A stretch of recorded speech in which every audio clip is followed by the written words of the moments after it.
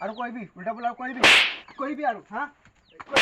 বন্ধুসকল আজি আমাৰ মাজত উপস্থিত আছে অসমৰ জনপ্ৰিয় বুলি ক'ব লাগিব একপিনে ক'বলৈ বিতৰ্কিত মোল্লা বা আজহাৰী ক'ব লাগিব বিতৰ্কিত আজহাৰী আমাৰ লগত আছে মুস্তাফা কামাল আজহাৰী তেখেতক আমাৰ দৰ্শকৰ উদ্দেশ্যে আমাৰ ষ্টুডিঅ'ত মাতিছোঁ আহক আমাৰ দৰ্শকৰ উদ্দেশ্যে নমস্কাৰ তো পোনপ্ৰথমে আপোনাক এটা প্ৰশ্ন সোধাৰ আগত আপোনাক আমাৰ তৰফৰ পৰা এটা সম্বৰ্ধনা সৰু মৰু সম্বৰ্ধনা আছে আনা সম্বৰ্ধনাটো দিয়া আমাক ছাৰক সম্বৰ্ধনাটো জনোৱা চ' বন্ধুসকল চাই আছে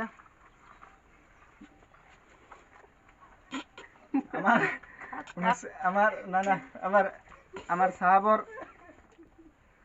চাহাবৰ টুপি পৰি গৈছিলে লগালে যি কি নহওক তেখেতৰ পৰা আমি পোনে পোনে আপোনালোকে চাই আছে লাইভ চাই আছে আমি তেখেতৰ লগত পোনে পোনে আমি আমাৰ যি প্ৰশ্ন আছে আমি প্ৰশ্ন সুধিম আপোনালোকৰো কিছুমান প্ৰশ্ন আছে সেইখিনি প্ৰশ্ন আমি সুধিব চেষ্টা কৰিম পোনপ্ৰথমে আপোনাক কেনেকুৱা লাগিছে আপোনাক যিহেতু আপুনি বহুত ভাল লাগি আছে এইটো মানে এনেকুৱা সম্বৰ্ধনা জনালা তোমালোকে যেহেতু মই চাইছোঁ বা আপুনি সঁচাকৈ কিছুমান অনুষ্ঠানত গৈছিলে নে মইতো চোৱা নাই যদিও গৈছিলে তাত হয়তো আপোনাক ফুলাম গামোচাৰে সম্বৰ্ধনা জনাইছে কি ক'ব মানে তো যি কি নহওক মুস্তাফা কামাল আজহাৰী একচুৱেলি আপোনাক মুস্তাফা কামাল আজহাৰী ক'লে আমাৰ আজহাৰী সমাজৰ বা আজহাৰী বিশ্ববিদ্যালয়ৰ নাম বৰবাদ হ'ব বা বেয়া হ'ব বুলি মই ভাবোঁ স্পেচিয়েলি আপোনাক ভণ্টু আজহাৰী বুলি কওঁ হ'বনে হ'ব ঠিক আছে বাৰু আপোনাক এটা প্ৰশ্ন সুধিছোঁ আপুনি যিহেতু কিছুমান অনুষ্ঠানত হয়তো যায় বা তাত গৈ আপুনি আপোনাৰ বক্তব্য ৰাখে আপোনাক তাত হয়তো ফুলাম গামোচাৰে আপোনাক সম্বৰ্ধনা জনায় তো মই স্পেচিয়েলি আপোনাক চেণ্ডেলৰ মালাৰে আপোনাক সম্বৰ্ধনা জনাইছোঁ কেনেকৈ লাগিছে মোক ভাল লাগিছে মই মানে এইটোৰে যোগ্য হয় সেইটোতো হয় বাৰু আপুনি মানে মোক মানে চবেই এনেকাই সম্বৰ্ধনা জনায় চেণ্ডেলৰ মালাৰে মানে আমি চেষ্টা কৰিছোঁ তেখেতক অলপ বেলেগতকৈ বেলেগ মানে সেইকাৰণে মানে মোক চেণ্ডেলৰ মালা পিন্ধাইছে মানে আপোনাৰ ভাল লাগিছে নাই ভাল লাগিছে বহুত ভাল লাগিছে চ' গাইজ আপোনালোকে চাইছে তেখেতক আমি অলপ বেলেগতকৈ অলপ চেষ্টা কৰিছোঁ তেখেতৰ ভাল লাগিছে তো এতিয়া পোনপটীয়া ছাৰত মই তেখেতক প্ৰশ্ন সুধিম তেখেতে কি উত্তৰ দিয়ে আমি চাম চ' আপুনি যে মোৰ বিষয় বা মুছলিম সমাজৰ মোল্লাসকলৰ বিষয় যেনেকৈ লাগিছে মানে কি ক'ব কেলৈ লাগিছে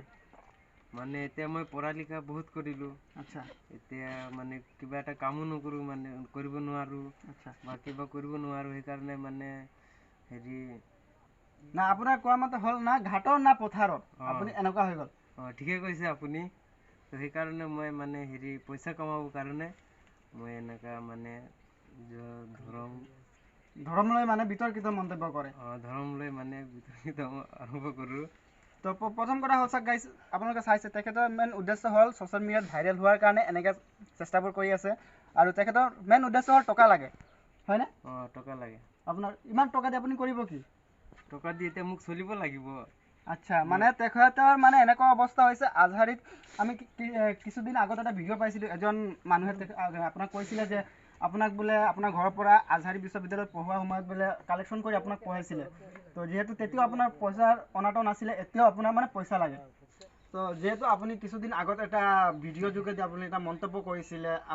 আপোনাৰ লগত কোনোবাই যদি তৰ্ক বিতৰ্ক কৰিব আহে সেই তৰ্ক বিতৰ্কত হয়তো অসম তথা ভাৰতবৰ্ষ বাদে দিয়ক আকাশৰ পৰা কোনোবা নামি আহিলে বোলে আপোনালোকক তৰ্ক বিতৰ্ক কৰিব নোৱাৰে সেই বিষয়ে আপুনি কি ক'ব আপোনাক কি নিজকে ঈশ্বৰ বা আল্লাহ বুলি দাবী কৰিব বিচাৰিছে নেকি নহয় মই সেনেকুৱা নাভাবোঁ লেকিন তথাপিও মোৰ লগত কোনো নোৱাৰে মানে কেনেকৈ নোৱাৰে আপুনি তেনেকৈ নোৱাৰিলে তেনেহ'লে আকাশৰ পৰা নামি আহিলেও নোৱাৰে কি কথা কৈছে আপুনি নিজকে আল্লাহ বা ঈশ্বৰ বুলি দাবী কৰিব বিচাৰিছে নহয় মই কৈছোঁ আৰু নোৱাৰে মানে নোৱাৰে চ' গাইজ আপোনালোকে চাইছে নোৱাৰে বুলি কৈছে নোৱাৰে এই তেখেতৰ কথা মই কোনো যুক্তি নাই আপোনালোকে তেনেকৈ মানুহৰ কথাত গৈ বিভ্ৰান্তি নহ'ব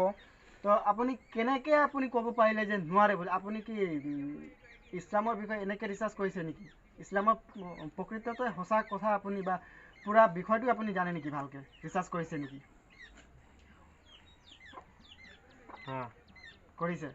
তো মানে আপুনি আল্লাহ বুলি দাবী কৰিব বিচাৰে আপুনি নেকি নহয় এনেকুৱা নহয় তথাপিও নহয় আপোনালোকে এনেকুৱা আনচাৰ কৰিলে মই ইণ্টাৰভিউ নিদিওঁ নাই মানে আপুনি কোৱা মতে আপুনি যিখিনি কথা কৈছে সেইখিনিৰ ভিত্তিতে আমি কৈছোঁ তে আপুনি গৰম হ'লে নহ'ব আপুনি আমাৰ দৰ্শকক আপুনি ক্লিয়াৰিফিকেশ্যন দিব লাগিব তথাপিও এতিয়া আপোনালোকে মানে এনেকা কুৱেশ্যন সুধি আছে মোক, এনেকা কুৱেশ্যন সুধিলে মই ইণ্টাৰভিউ নিদিওঁ আৰু। চ' গাইজ আপোনালোকে চাইছে তেখেতে এতিয়া মোৰ আগত ফচি গৈছে, তেখেতে উত্তৰ দিব পৰা নাই। এনেকুৱা আজহাৰীক একচুৱেলি কাণতলীয়া চৰ দিব লাগে। ত' গাইজ এনেকৈ আজহাৰী বা ভণ্ড আজহাৰী যদি আমাৰ সমাজত থাকে, সমাজ নষ্ট কৰিব। আৰু মোক লাগিছে গাইজ এনেকৈ ভণ্ড আজহাৰীক কাণতলীয়া চৰ দি এতিয়াই মই ইয়াৰ পৰা মোৰ ষ্টুডিঅ'ৰ পৰা ওলাই দিম। আৰু ভৱিষ্যতে যদি এনেকুৱা সমাজত বিভ্ৰান্তি কৰা সৃষ্টি কৰে তেখেতক মই কাণতলীয়া চৰ দিম। গাইজ আপোনালোকে চাইছে, ইয়াক মই ষ্টুডিঅ'ৰ পৰা মাৰি পিটি এতিয়াই মই ইয়াৰ পৰা উলিয়াই দিম মোৰ ষ্টুডিঅ'ৰ পৰা।